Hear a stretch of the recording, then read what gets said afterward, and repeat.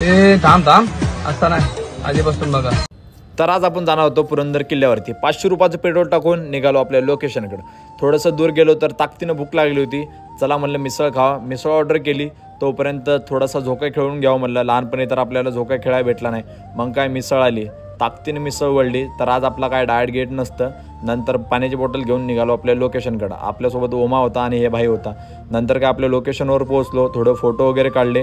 नंतर वर गेल्याच्या नंतर तर एकनाथनं तर रोडच्या खालीच नेऊन गाडी घातली. नंतर पोहोचलो एंट्री गेटला. बड्यापैकी एंट्री वगैरे केली आणि तिथून थोडं समोर चालत गेलो तर आपल्याला भरपूर माकडं वगैरे दिसले होते.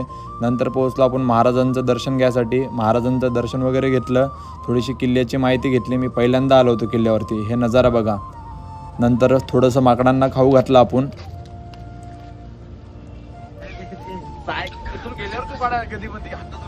खूप वेळ घातल्याच्या नंतर आपण निघालो होतो खाली जाताना तर भरपूर ट्रॅफिक लागली होती. येत्या वेळेस तर एक पण गाडी नव्हती. नंतर आपण पोहोचलो जेवण करण्यासाठी.